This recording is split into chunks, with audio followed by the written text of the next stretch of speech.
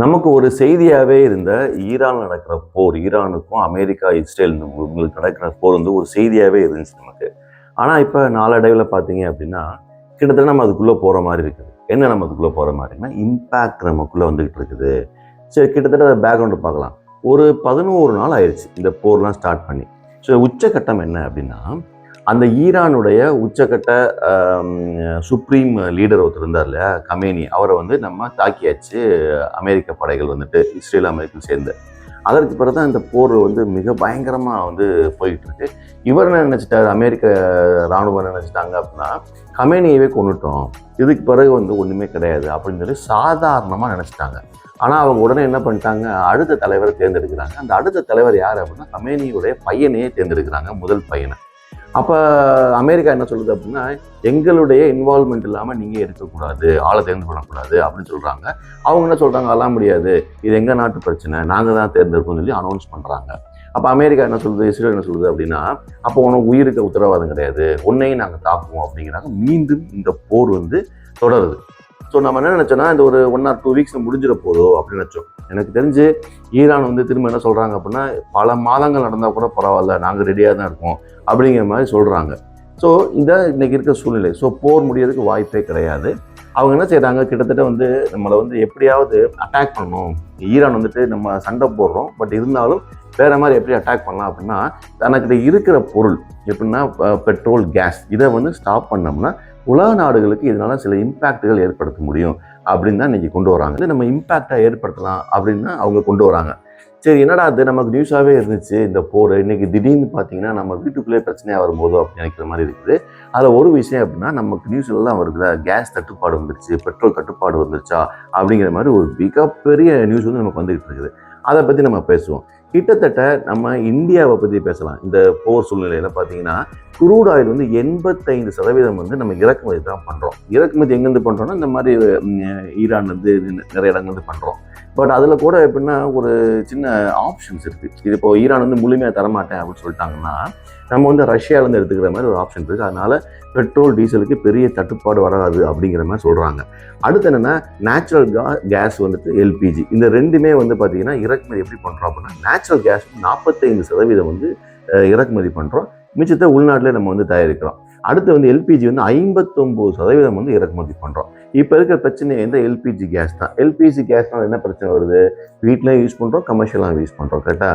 அப்போ நமக்கு கவர்மெண்ட்டே வந்து சில அனௌன்ஸ்மெண்ட் கொடுக்குறாங்க, ஹோட்டல்ஸே சில அனௌன்ஸ்மெண்ட் கொடுக்குறாங்க. என்னென்னா, நாங்கள் முன்னாடி மாதிரியான ஐட்டங்கள்லாம் செய்ய முடியாது. ஃபார் எக்ஸாம்பிள் நான் சொல்ல பாருங்களேன், ஒரு சட்னி வைக்கிறோம், குழம்பு வைக்கிறோம், சாப்பாடு வந்து மீல்ஸ் ஃபுல்லாக வைக்கிறோம், அதெல்லாம் இல்லை, வெரைட்டி ரைஸாக வைக்க முடியும். இந்த மாதிரி ஐட்டங்களை குறைக்க ஆரம்பிக்கிறாங்க ஹோட்டல்ஸு, கமர்ஷியலாக, எஸ்பெஷலி பார்த்தீங்கன்னா சிட்டி பிளேசஸில் நடக்குது. அப்புறம் வந்துட்டு இந்த ஹாஸ்டல்ஸு, இது எல்லாத்துலேயுமே பார்த்தீங்கன்னா இதெல்லாம் குறைக்க ஆரம்பிச்சிட்டே வராங்க. நான் ரீசெண்டாக என்ன கேள்விப்பட்டேன் அப்படின்னா, இந்த கவர்மெண்ட் ஹாஸ்பிட்டல்ஸ் எல்லாம் வந்து பார்த்தீங்கன்னா கிச்சன் இருக்கும், அங்கேயே இந்த தட்டுப்பாடு வருது. அப்போ கவர்மெண்ட்டுக்கே இந்த தட்டுப்பாடு வரும்போது ப்ரைவேட் செக்டர்ஸு, ஹவுஸுக்கு எல்லாத்துக்கும் வரத்தான் போகுது. அப்போ நம்ம கவர்மெண்ட் என்ன சொல்கிறாங்க, மோடி கவர்மெண்ட் என்ன சொல்கிறாங்கன்னா, மக்களுக்கு, அதாவது வீட்டுக்கு வந்து தட்டுப்பாடு வந்துடக்கூடாது எல்பிஜி கேஸில், அதனால் அதை சரி பண்ணுங்க, கமர்ஷியலாக கொஞ்சம் குறைச்சிட்டா கூட வீடுகளுக்கு சேரக்கூடிய கேஸ் வந்து அதை குறைஞ்சிடக்கூடாது அப்படின்னு சொல்லி ஒரு தட்டுப்பாடு போடுறாங்க. ஸோ என்னென்னா, க்ரூட் ஆயில் வந்து 85% வந்து இறக்குமதி பண்ணுறோம், நேச்சுரல் கேஸ் வந்து 45%, எல்பிஜி வந்து 59%. இப்போ இந்த மாதிரி நம்ம இன்னொரு நாடை சார்ந்து இருக்கும்போது இந்த பிரச்சனை வருது. தற்சார்பாக இருக்கிறது தான் வந்து புத்திசாலித்தனம் 100%. அப்படி இல்லைன்னா இந்த பிரச்சனை வரும். இன்னொன்று கேட்கலாம், இந்த எப்படி ஈரான்கிற ஒரு நாடு வந்து எப்படி இவ்வளோ பெரிய கண்ட்ரோல் பண்ணுறாங்க, கூட்டி நாடாச்சே அப்படின்னு நினைக்க முடியாது. நம்ம ஈரான் வந்து ஒரு அவ்வளோ சின்ன நாடுலாம் கிடையாது. கிட்டத்தட்ட இந்த கத்தாரு, ஓமன் மாதிரிலாம் சின்ன சின்ன நாடு கிடையாது. ஒரு ஒரு ஒரு பிக் சைஸான ஒரு நாடு தான். இப்போ இந்தியாவில் பார்த்தீங்கன்னா ஒரு 2-3 ஸ்டேட்டை வந்து சேர்த்த மாதிரி ஒரு சைஸ் ஆஃப் நாடு. அது மட்டும் இல்லாமல் அதனுடைய அமைப்பு பார்த்தீங்க அப்படின்னா, ஒரு சைடு, அதாவது எப்படின்னா இந்த ஓமன் சைடுலாம் பார்த்தீங்கன்னு வச்சுக்கோங்களேன், ஒரு பெரிய கடற்கரை ப்ளஸ் வந்துட்டு காடுகள் இருக்குது. 1700 கிலோமீட்டர்ஸ் உள்ள ஒரு காடு இருக்குது ஒரு சைடு. அந்த பக்கம் பார்த்தீங்கன்னா மிகப்பெரிய பாலைவனம் இருக்குது. ஸோ அதனால் தரை வழியில் பார்த்தீங்கன்னா ரொம்ப ஸ்ட்ராங். அவங்களே அனௌன்ஸ் பண்ணியிருக்காங்க, வான்வெளியில் வேணால் நாங்கள் வந்து நிறைய விஷயங்களை இழந்திருக்கலாம், ஆனால் தரைவழி போர் நீங்கள் வரும்போது எங்களை நீங்கள் அடிக்கவே முடியாது, ஏன்னா அதை நீங்கள் கணிக்கவே முடியாது அந்த அந்த கண்ட்ரிக்கு போகிற திசையை. அதுதான் அவங்க சொல்கிறாங்க. ஸோ இதை எதுக்கு சொல்கிறேன் அப்படின்னா, அந்த ஓமன் சைடு இருக்கிற ஒரு இடத்துல பார்த்தீங்கன்னா ஒரு கால்வாய் இருக்குது. அந்த கால்வாய் வழியே தான் எல்லா விஷயமான க்ரூட் ஆயிலோ இல்லை வந்து கேஸோ எல்பிஜி கேஸ் வரக்கூடிய ஒரு சூழ்நிலை இருக்குது. அதை நான் ஸ்டாப் பண்ணுறேன். அதை ஸ்டாப் பண்ணேன்னா யாருக்குமே வராது. அப்போ அதை ஸ்டாப் பண்ணிட்டாங்க, அதனால தான் நமக்கு இந்த இம்பேக்ட் வருது இல்லையா. அப்போ இதில் பாதிக்கப்படாத ஆள் யார் அப்படின்னா சைனா வந்து ஒரு கிட்டத்தட்ட ஒரு ஃப்ரெண்ட்ஷிப்பில் இருக்கிறதுனால ஈரானோட அவங்க குரல் கொடுக்குறாங்க. எப்படி குரல் கொடுக்குறாங்க? கமேனியை கொண்டுட்டீங்க, அதற்கு பிறகு அவங்களே ஒரு தலைவரை தேர்ந்தெடுக்கிறாங்க, அது அவங்கள் உரிமை, இதை வந்து தவறுன்னு வந்து அமெரிக்கா சொல்லக்கூடாதுன்னு குரல் கொடுக்குறாங்களே ஒழிய அவங்க உள்ளே வரமாட்டேங்கிறாங்க. பட் அந்த குரல் கொடுத்ததுக்காகவே ஈரான் வந்து சைனாவுக்கு சப்போர்ட் பண்ணுது. சைனாவுடைய கப்பல் வருதுன்னு வச்சுக்கோங்க, அதை விட்டுறாங்க. சைனாவை தாண்டி மித்த எந்த கண்ட்ரிக்குமே எங்கேயுமே அவங்க க்ரூட் ஆயிலோ கேஸோ எல்பிஜி அனுப்புறதே கிடையாது. ஸோ இதுதான் இன்னைக்கு இருக்கிற சூழ்நிலை. இந்த ஒரு சூழ்நிலைனால தான் நம்ம இந்த இம்பேக்டை பார்த்துக்கிட்டு இருக்கோம். கரெக்டாக? சரி, ஓகே. நமக்கே வந்து இவ்வளோ பாதிப்பு இருக்குது. அப்போ ஈரான் வந்து குண்டெல்லாம் போடுறாங்க. யாருக்கு போடுறான்? கத்தார் மேலே போடுறான், குவைத் மேலே போடுறான், துபாய் மேலே போடுறான்.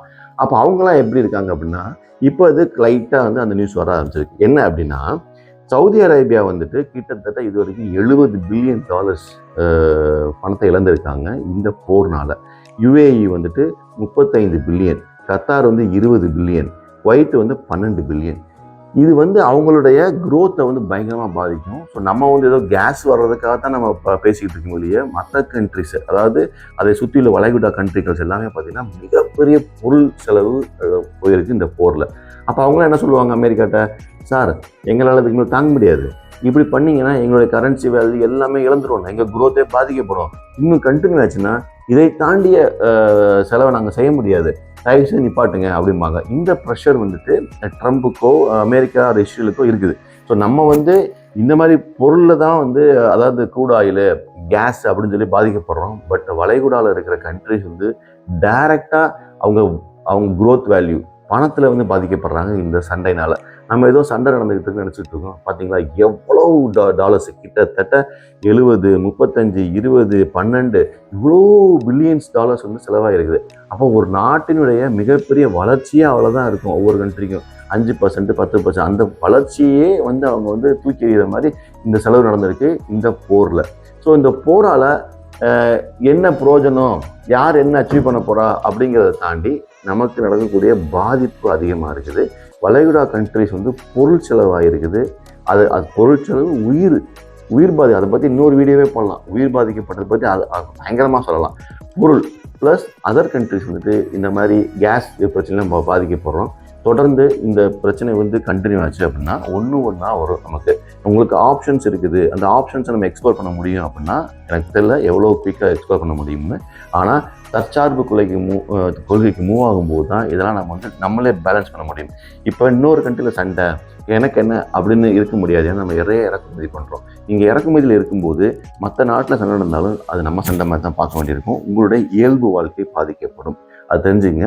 ஸோ இந்த வீடியோ பார்க்குறவங்க தயவு செய்து உற்று நோக்குங்க. ஈரானில் நடக்கிற பிரச்சனை, இதனால் நடக்கக்கூடிய விளைவுகள், அது மட்டும் இல்லாமல் அந்த கத்தாரில் இருக்கக்கூடிய, துபாயில் இருக்கக்கூடிய, குவைத்தில் இருக்கக்கூடிய மக்கள் எவ்வளோக்கு துயரத்தில் இருப்பாங்க, அந்த கண்ட்ரி எவ்வளோ பணத்தை இழந்துக்கிட்டு இருக்கு அப்படிங்கிறது நமக்கு தெரிய வரும். அதற்கு தாண்டி ஒரு கண்ட்ரி, இங்கேருந்து நிறைய பேர் போய் ஒரு கண்ட்ரியில் வேலை பார்க்குறாங்க இல்லையா, அப்போ அந்த கண்ட்ரி பொருளாதாரத்தை டவுன் ஆகும்போது நம்மள மாதிரி அவங்க வேலை பார்க்குறவங்களும் வேலை வாய்ப்புகளும் போகும். வேலை வாய்ப்பு இன்க்ரீஸ் ஆகும், பட் வேல்யூ கம்மியாகும் போது அவங்களுக்கான அந்த மதிப்பு கிடைக்காது. ஸோ மணி வேல்யூ ரொம்ப ரொம்ப இம்பார்ட்டன்ட். இந்த போர் வந்து எனக்கு தெரிஞ்சு இன்னும் 2-3 மாதங்கள் இழுக்கத்தான் செய்யும். ஈரான் வந்து ரொம்ப ஸ்ட்ராங்காக சொல்லிட்டாங்க, வா சண்டை போட்டு பார்க்கலாம் அப்படின்னு சொல்லிட்டாங்க. சரி பார்ப்போம். ஆனால் இவர் என்ன சொல்கிறது, முடியும், ஒன்று நான் கொண்டுருவேன் வச்சிருவேங்கிறாரு. என்ன நடக்க போகுதுன்னு தெரியல, பொறுத்து வந்து பார்ப்போம்.